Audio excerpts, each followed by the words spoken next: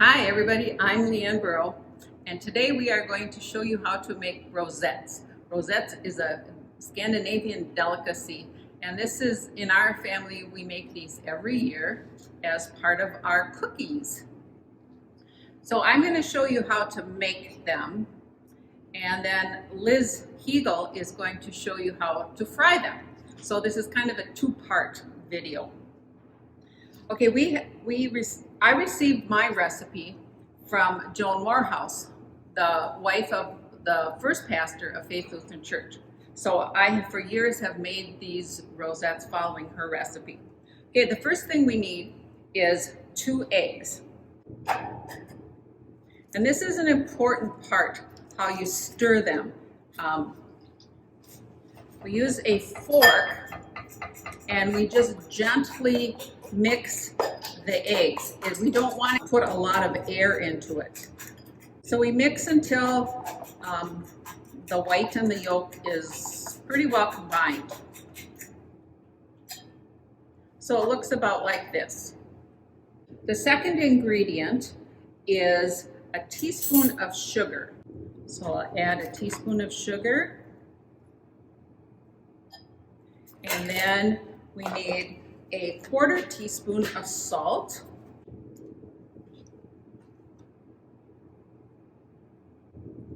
Add that. And then the last 2 ingredients are a cup of milk and a cup of flour. I use whole milk. I think probably the other milk would work, but we like to have more fat in our recipe, so we use whole milk. And when I'm mixing the last 2 ingredients, I'm going to alternate flour and milk. And now I've switched to a whisk, and I'm using this for mixing because not to make it fluffy, it's just easier to mix flour and milk slowly with a wire whisk. When you're making rosettes, you have to have a specific kind of iron. The iron, or to make the decorative cookie, in my case, it's been handed down from my grandmother. You can see how lumpy the batter is. You still want to stir it gently, even though there are lumps. When we have all of this mixed together, then we will strain the batter. This kind of looks like pancake batter or thick cream when you're done. So simple ingredients: eggs, sugar, salt, milk, and flour. Okay, so now I'm using a strainer.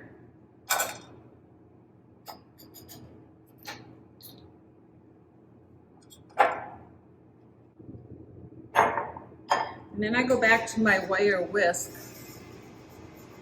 and kind of force it through.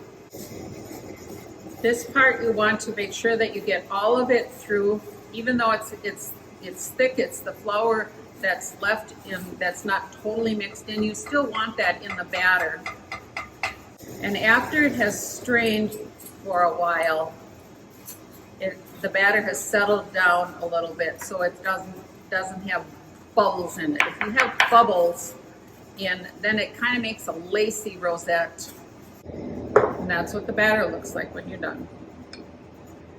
And I'm Liz Heagle, and I'm the other half of the rosette baking. After Leanne has done her batter, she puts it into a bowl like this, just deep enough so that I can use my rosette iron in it. I have melted 4 pounds of lard. I know it sounds like a lot of lard, sounds like fattening, but it's Christmas, we use lard. And I have a deep fryer that I set at 375, and I have a double rosette iron, except I only use 1 because sometimes they don't turn out if I use 2. Now this is Leanne's iron. Hers is more of a circular one, mine is a star. This one is an antique, mine is not. So we start with the batter and the lard at 375. I put my rosette mold in the lard it's already melted to get hot.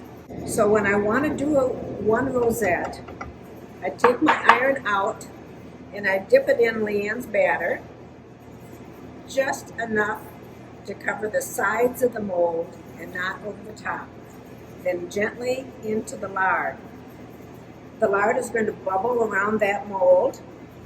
And my way of seeing if the rosette is finished or done is when those bubbles start dissipating.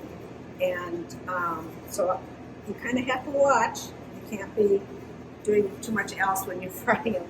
And it's very hot. It is a fun thing to do with your grandkids, but usually I start out with my kids when they were younger. I would do the frying and they would do the powdering. But when they get older, they want to be involved in this, and if they're taught carefully, I think it's a great tradition to have with your grandkids. So it's starting to, the bubbles are starting to go away. If I took the iron out when it was still bubbling like that, the batter would fall off and you would lose your rosette. I can tell by looking at this that it's adhering to the mold, and so I'm not going to bring it out of the lard quite yet. I don't want it to fall off.